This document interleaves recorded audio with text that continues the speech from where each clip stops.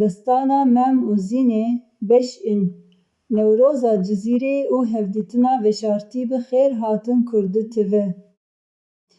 Îro em dest bi xwendina destana herî mezin a edebiyata klasîk a Kurdî dikin.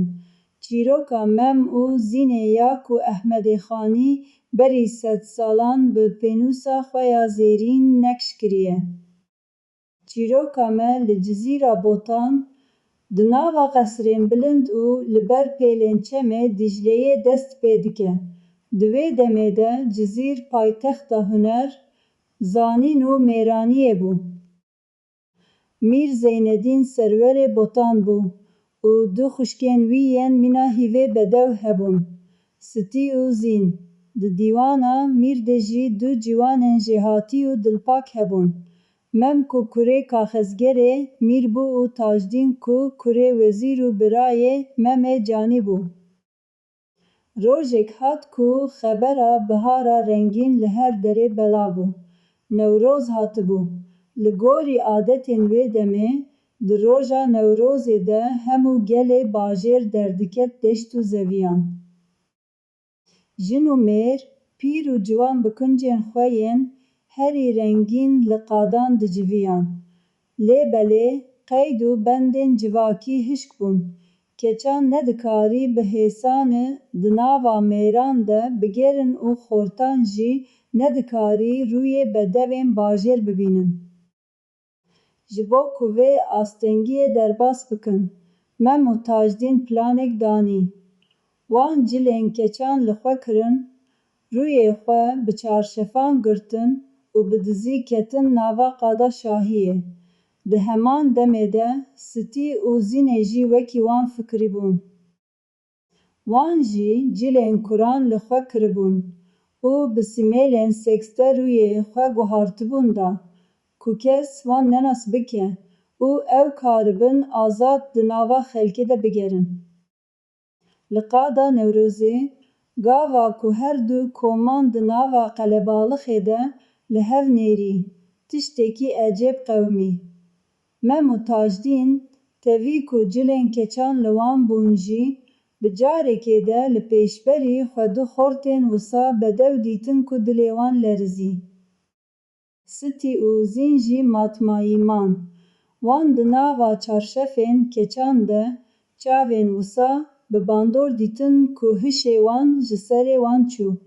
Ew her çar dildar, bêyî ku bi peyvan biaxivin, bi çavan peymana evînê mohir kirin. Lê ji nişka ve ji ber bandora wê tîrêja evînê, her çar jî li wir ji hişê xwe çûn û ketin erdê. Gava ku Mem û Tajdîn şiyar bûn, dîtin ku ew xort wenda bûne. Lêbelê, li ser tiliyên wan tiştek mabû ku nîşana rastiya wê gavê bû, gustîlên keçan. Mem û Tajdîn fêm kir ku ew xortên ku wan dîtine. Di rastiyê de keç in û gustîlên xwe bi yên wan re guhartine. Di ser gustîlên ku li tiliya Mem û Tajdîn mabûn de navê Stî û Zîn hatibû nekşkirin. Ew êdîne Mem û Tajdînên berê bûn. Agirê evînê ketiye cêgera wan û dinya li ber çavên wan bûbû tarî. Mem vegeriya malê, lê êdî xwarin û vexwarin lê heram bû. Wî her dem li gustîlê meyze dikir û bi xeyala Zînê re dixivî. Tajdîn jî mîna wî bû, lê wî bêtir bi aqilmendî li rêyekê digeriya ku bigihêjin miradê xwe. Wan nedivêrî ji kesî re bibêjin, çimkî Stî û Zîn xwişkên Mîrê Botan bûn. Evîna wan, evîneke mezin û metirsîdar bû. Li aliyê din, li qesra Mîr, Stî û Zîn jî di nava kovan û derdan de bûn. Wan fehm kiribû ku ew her du keçên li qada Newrozê Mem û Tajdîn in.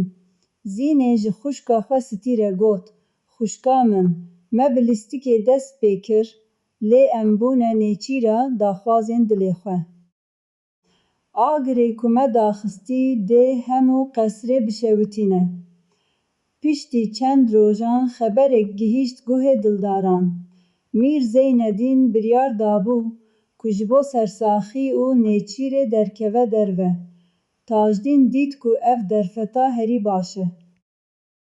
Wî ji Mem re got: Bira wextê wê hatiye ku em perdeya veşartî hildin. Ez ê herim ba Mîr û daxwaza zewacê bikim.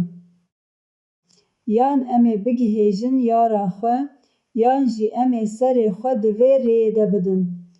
Lê belê, di nava qesrê de sîbera reşa xıyanetê jî amade bû.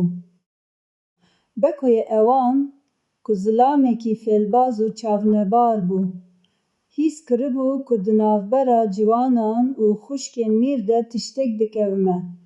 Beko dest pê kir ku di guhê Mîr de tovên gumanê biçîne. Ev beşa yekema destana me li vir bi dawî dibe.